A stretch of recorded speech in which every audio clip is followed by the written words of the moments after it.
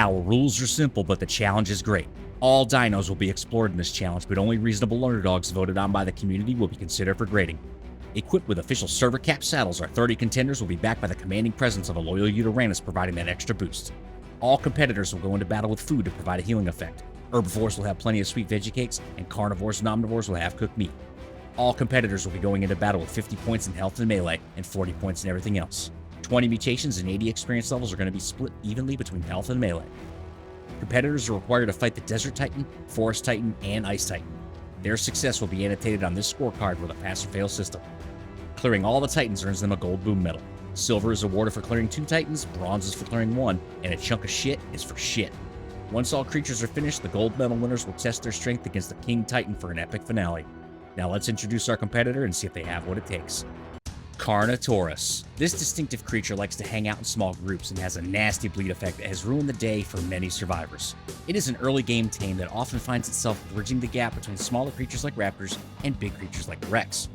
Don't be fooled by their frequent trips to the beach. They're by no means an easy fight for an unprepared survivor. These warriors make great meat harvesters and can hold their own in early to mid-game fights. The stats achieved using the rules for this competition are 23,000 health and 1,080% melee. Now let's see if they have what it takes. The Desert Titan is up first, and I know what you're probably thinking. How the hell do you even get ground creatures onto the Desert Titan and output meaningful damage? That's the neat thing, you don't. It took me several days of messing around with different methods, and well, you really only have a couple of options. You can use the geysers on the ground and a wingsuit, a zeppelin, any flying mount that can pick your creatures up, or just a Quetzal with a platform saddle.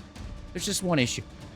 Creatures controlled by AI in this game just can't attack the Desert Titan consistently. That goes for every creature. If you have AI on and you whistle for them to attack, they just don't do it. You'll have to ride your creatures in order for this to work, one at a time. You can also just shoot it from the ground until it dies. Seriously, it's an easy fight. I even beat it with Parasaurs. True story. I decided to use just the wingsuit to take out the Desert Titan. I would land on his back, throw out a Carno, and start chomping. You can throw out more than one, but the lightning blast usually knocks the other off, or they just run off the edge because, wild card. If you decide to use the same method, you're going to want to have a nearby respawn area with lots of extra chest armor and wingsuits. The Carno honestly deserves more love, because with the right amount of love, care, affection, and deep, passionate kisses, you too can crush a giant flying manta ray with a Carno. After around 30 minutes, the Carnos easily dispatch the Desert Titan, earning a pass. The frigid temperatures and rock-hard nips can only mean one thing. It's time for the Ice Titan. The Ice Titan is a behemoth, and it packs a punch. It leaps all over the place, stomps you into a pulp, freezes you solid, and it has a very frustrating knockback. Overall, it's a pretty straightforward fight, with one caveat. You're going to want to not get too close, because the Ice Breath can actually damage the rider. But the good thing about Extinction is you can actually die without being kicked from a boss arena. You can beat the Titans with anything, as long as you have enough of them. Just understand that the areas where the Titans spawn have restrictions for cryopods, and you're going to need to find a good spot beforehand. When I fought the Ice Titan in the past with Karchas, Gigas, and Dreadnoughtus, I never noticed any knockback. I'm not sure if this is something that I just overlooked in the past or what, but as soon as the Ice Titan gets down to about 50% health, he knocks back your creatures. Sorry, let me rephrase. He literally yeets them across the biome. I'll be testing it out in every video going forward, but it seems that once it's triggered, any damage that the Ice Titan deals will send your creatures on a one-way flight to the other side of the mountain.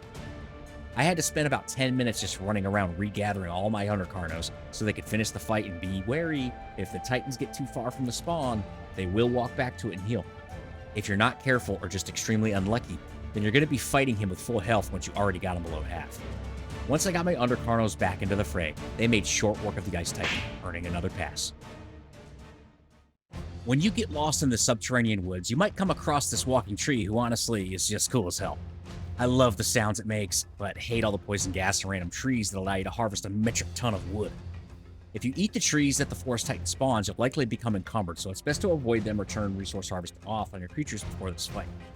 You can honestly beat the Forest Titan with no creatures. The small forest wyverns that spawn in when you start the Forest Titan fight can be ridden and used to damage the Forest Titan if you need to. Just be careful when on foot, because if you get too close, you can get one-shot easily. The Forest Titan can also send roots to the ground to immobilize the player and their tames. I didn't get to test out a theory I have, but don't worry, we definitely will. I think that the Forest Titan might be easily kited, and I can't wait to find out with more battles in the future. I didn't really attempt it on this one because the Carnos were easily just crushing the Forest Titan. Maybe not easily. Truth be told, the Desert Titan was the easiest, but the Undercarnos cut it pretty close against the Ice Titan, and even now against the Forest Titan. These Undercarnos don't like the easy way, though, so they push on and snap the branches of this Forest Titan left and right. Eventually, it's brought down, and the Undercarnos earn their final pass. Heading over to the scoreboard, the Undercarno earns a gold boom medal. They're a viable option if you want to do the Titans quickly. Just keep in mind that by themselves, they likely won't have a shot at even the Gamma King Titan unless you bring like 200 of them and send them out in waves. Now just imagine all the resources you're going to need to make 200 124 armor saddles. Get to farming, little fella. This video marks the start of the Extinction series for Underdog boss battles. I have been working on getting this series started for a while, and I hope you enjoyed this video. Please leave a comment down below with your feedback, as it only helps me improve. If you're new to the channel, consider subscribing to help this community grow. Thank you so much for watching, and I'll catch you on the next one.